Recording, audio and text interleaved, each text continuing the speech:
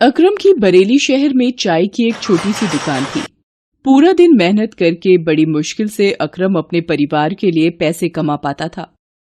अकरम जिस छोटी सी दुकान को चला रहा था वो भी उसने 1200 रुपए किराए पर ले रखी थी। महीने भर में जो भी अकरम कमाता उसमें से 1200 रुपए उसे दुकान के किराए के लिए निकालने ही पड़ते थे।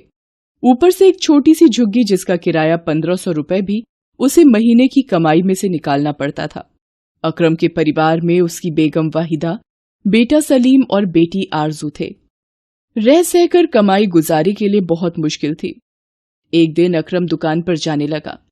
उसकी बेटी आरजू बोली, अब्बा कल ईद है, मेरे लिए क्या लाओगे? मुझे नया सलवार कमीज लेना है, बिल्कुल सलमा जैसा। कल सलमा के अब्बा लाए हैं, गुलाबी और नीले रंग का। बहुत सुंदर सलवार कमीज है उसका। मेरे लिए भी लाओगे ना अब्बा? बोलो ना।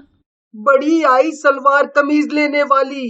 अब्बा तो मेरे लिए नया बैट बॉल लाने वाले हैं। देखना मेरे लिए लाएंगे अब्बा। कल की ईदी मुझे मिलेगी। बच्चों जाओ बाहर जाकर खेलो। अपने अब्बा हुजूर को परेशान मत करो। आप परेशान मत हो, ये बच्चे तो बस ऐसे ही कुछ न कुछ मांगते रहते हैं। आपको देर हो रही होगी, आप समय से दुकान पर जाओ। नहीं वहीदा, मैं ही शायद अपनी औलादों को कोई खुशी नहीं दे पा रहा हूँ। मेरी गरीबी मेरे बच्चों की खुशियों के आड़े आ जाती है। क्या करूँ अल्लाह। अकरम भले ही गरीब था फिर भी वो अल्लाह पर बहुत यकीन करता था। दुकान पर जाते हुए वो रोजाना मस्जिद होते हुए जाता था। वो दुकान पर जैसे ही पहुंचा, एक व्यक्ति कुछ गुंडों के साथ वहां आया और अकरम से बोला, अकरम मियां, निकालो हफ्ते के पैसे। पिछले हफ्ते मैंने तुम्हें छोड़ दिया था, पर आज मैं पैसे लेकर ही जाऊंगा।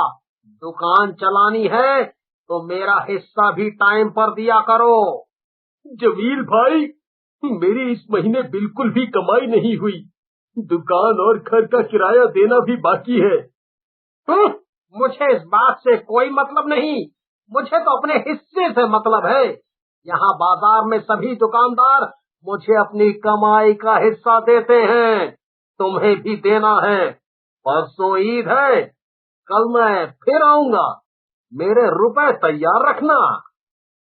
जमील अकरम को अगले दिन आने की धमकी देकर चला जाता है। अकरम मायूस होकर घर वापस आ जाता है। पूरी रात वो सोच में रहता है कि अगले दिन जमील आएगा और उसके पास बिल्कुल भी पैसे नहीं थे। जमील एक गुंडा था और अकरम को अपने से ज्यादा अपने परिवार की चिंता थी। वो अल्लाह को याद करता हुआ पूरी रात सोचता रहा। अगले दिन वो दुकान के लिए उठा और जल्दी जल्दी में बिना कुछ बोले घर से निकल गया। वो रोजाना की तरह उस दिन भी मस्जिद में अल्लाह के आगे सिर झुकाकर जाना चाहता था। वो जैसे ही मस्जिद के पास पहुंचा, उसने देखा कि एक औरत जमीन पर बेहोश होकर गिर गई है और एक छोटा बच्चा उसके बराबर में रोने लगा। लोग औरत के नजदीक से होकर गुजरने लगे, पर किसी ने भी औरत और बच्चे की मदद नहीं की। अकरम तेजी से उस औरत के पास गया और बच्चे को उठाकर अकरम ने एक रिक्शे वाले को रोका।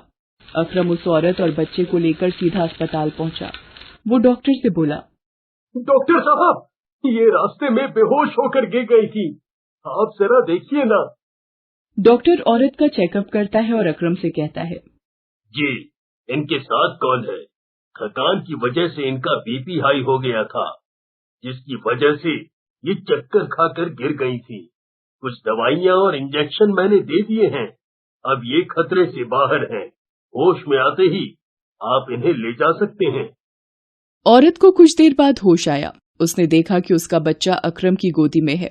औरत को याद आया कि वो अचानक बेहोश होकर गिर गई थी। उसने डॉक्टर से पूछा, मुझे यहाँ कौन लाया? ये आपको यहाँ लाए हैं। यदि ये आपको यहाँ नहीं लाते तो आपकी जान को खतरा था। आपके बच्चे को भी इन्होंने ही संभाला है। आपका बहुत बहुत शुक्रिया। मेरा नाम सकीना है। आपने आज मेरी जान बचाई, मेरे बच्चे को संभाला। आप जरूर ही खुदा के नेक बंदे हो। जी, ये आपका पर्स जब आप बेहोश हुई थी आपके हाथ से गिर गया था। सकीना पर्स में से मोबाइल निकालकर अपने शौहर को फोन करती है और सारी बात बताती है। ये सुनकर सकीना का शौहर फौरन अस्पताल आ जाता है। सकीना के शौहर को देखकर अकरम हैरान हो जाता है। सकीना का शौहर और कोई नहीं बल्कि जमील होता है, जो अकरम से हफ्ते के पैसे जबरन हड़पने आता था। सकीना जमील को सारी बात बताती है। जमील अकरम को देखकर और सकीना की बातों को सुनकर शर्मिंदा हो जाता है।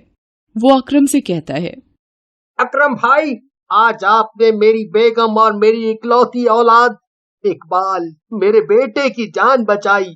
आपने मेरे ऊपर ये बहुत बड़ा एहसान किया है। कोई और होता तो कुछ भी कर सकता था, पर अल्लाह के रूप में आप आ गए अकरम भाई। आपका मुझ पर और मेरे परिवार पर बहुत बड़ा एहसान है। मैंने आपके साथ बहुत गलत किया। मैं गलत इंसान हूँ। मैं आज तक किसी गरीब की मेहनत के पैसे लूटता आया हूँ। शायद ये अल्लाह ने मुझे सबक दिया है। मैं कसम खाता हूँ कि कभी किसी गरीब की मेहनत और ईमानदारी की कमाई पर कब्जा नहीं करूंगा। अल्लाह, मुझे माफ कर दो। जमील मियाँ, आपने अल्लाह के आगे अपना गुनाह मान लिया। वो आपको माफी जरूर देंगे। और मैंने आप पर कोई एहसान नहीं किया। अल्लाह तो यही कहते हैं कि जरूरतमंदों की मदद करना ही इंसान का फर्ज है। मैंने जो किया उसमें अल्लाह की मर्जी थी जमील भाई। अकरम भाईजान ने हमारी इतनी मदद की है, हमारा भी कुछ फर्ज बनता है। मैंने सब कुछ सुन लिया है। आप अपनी गलती को सुधार सकते हो।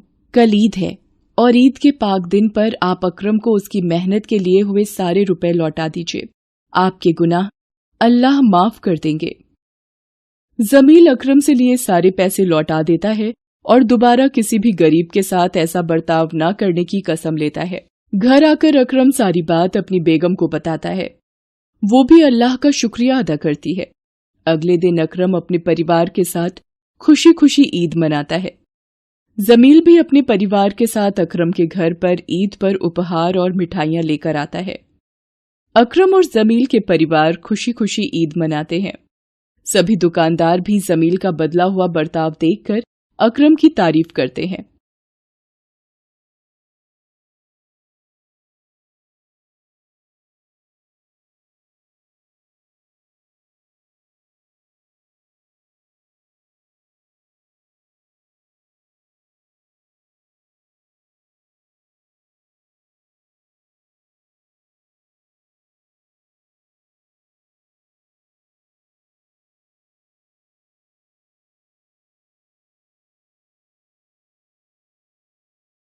हेलो दोस्तों, कैसे हैं आप सब? हमारी कहानियाँ देखने के लिए हमारे चैनल को सब्सक्राइब कीजिए और हाँ, बेल आइकॉन पर क्लिक करना मत भूलिएगा।